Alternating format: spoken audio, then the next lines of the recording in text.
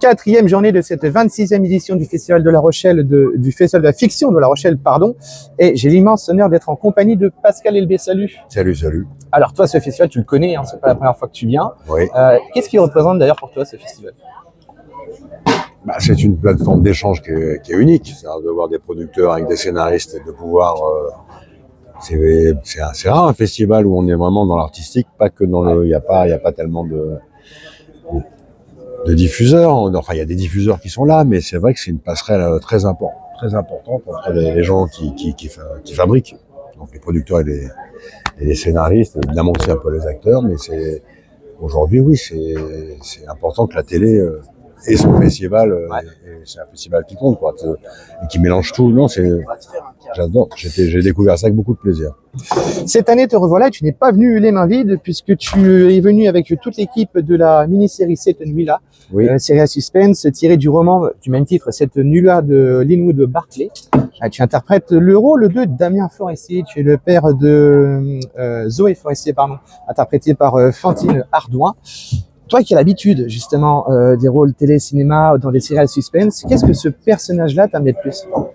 En fait, j'ai trouvé ça intéressant parce que je me suis dit comment moi je réagirais si tout d'un coup j'apprends que le passé de ma femme, celle qui m'accompagne, est pas du tout celui auquel je pensais ou que je connaissais, et d'un coup c'est de se dire la personne qui vous accompagne, est-ce qu'on la connaît? Ouais. Voilà, c'est ce genre de principe que je trouve intéressant. Après le personnage est un peu un espèce de témoin passif. Il ne sait plus comment réagir. Je trouvais ça intéressant, cet immobilisme, plutôt que de jouer celui qui va tout casser. Non, c'est pas une série, évidemment qu'il y a une intrigue policière, mais pour moi, l'intérêt de cette série, il n'est pas dans l'intrigue à proprement parler. Elle est tenue, elle va au bout, mais ce que j'aime, c'est de se dire, si ça nous arrivait à nous, c'est à l'intérieur, comment nous on réagirait à ça. Et puis c'est fou comme principe, de se dire, il y a une partie de ma famille qui a disparu, je sais pas où. Et un jour, peut-être elle revient, enfin ça doit rendre dingue. Vous savez, c'est souvent comme les gens qui disparaissent en pleine mer, et c'est très important de retrouver les corps si on peut pas faire de deuil. Ouais. Et donc, non, le principe est fort. T'as trouvé toi ta réponse à comment tu réagirais si ça t'arriverait réellement? Si ça m'arrivait, mais je parle même en tant que mari, si ma femme avait ce passé aussi chargé, il faut aimer, faut avoir de l'amour. Ouais. C'est-à-dire qu'au bout d'un moment, au bout de la 10e crise, on ne sait pas si elle est folle, si en fait elle a raison, mais tout ce que je sais, c'est que ça perturbe les enfants, ça perturbe la famille. Faut être sacrément amoureux pour assumer ça de quelqu'un qui a un passé aussi trouble.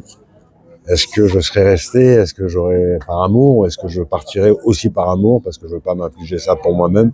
Ouais, j'ai pas la réponse. Mais c'est ça qui est intéressant. Mais tout à fait. Pour faire le pitch très brief, sans spoiler, on parle de Sophia, 15 ans, qui après une violente dispute avec ses parents fait le mur pour la première fois. À son retour, elle se rend compte que plus personne n'est là. Et 20 ans plus tard, il se passe des choses auxquelles on ne s'attend pas spécialement. Un tournage un peu compliqué, d'un point de vue météorologique. Ça a été que oui, on n'a pas eu une météo clémente, c'était même parfois assez dur dans les Vosges. Ouais. Mais en même temps, comme on n'est pas là pour passer une colonie de vacances, ça ajoute à l'image.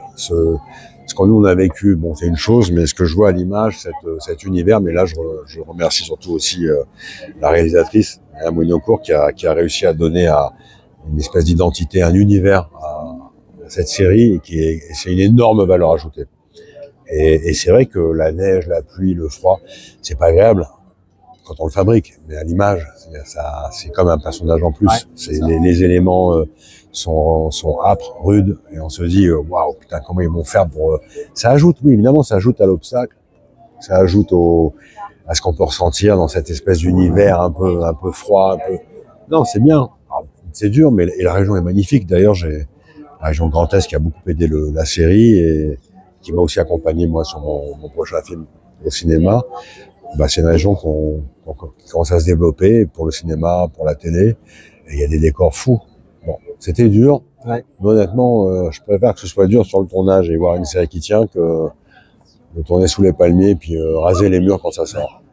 Dur, et pourtant vous l'avez fait, puisque la saison 1 de Cette Nuit-là est déjà en boîte, est déjà bouclée. Je crois que c'est déjà diffusé sur France Télévisions. Le premier épisode a été diffusé au mois de juin, si je dis pas de bêtises. Ah non, ça c'est quelle série ça? qui est diffusée. Celle-là, là, Ouais. cette nuit-là. Non, non, moi, Non, c'est ça, oui. C'est moi, ça. j'ai rien vu encore. Non, non, alors, ça arrive très prochainement, c'est pour France Télévisions. C'est ça. Parlons pas parlons de toi. Alors ton dernier long, c'était en 2023, c'était Le Petit Blond de la Casbah d'Alexandre Arcadi. Très prochainement, il y a aussi La Bonne Étoile qui va arriver. Ouais, ça, c'est mon bébé, c'est mon prochain film. Bah, avec aussi Hugo Becker. Bah, c'est mon prochain, voilà, je suis en plein montage.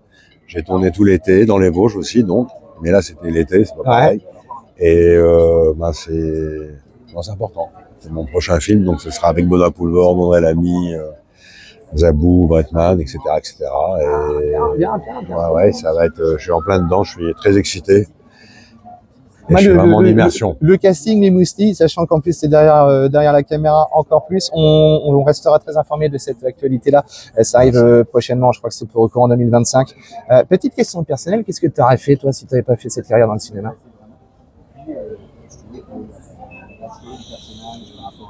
Je pense que j'aurais peut-être un métier dans l'enseignement, être prof, ça m'aurait branché. Et puis après, j'étais un grand frustré. Moi, j'aimais beaucoup l'architecture et le dessin.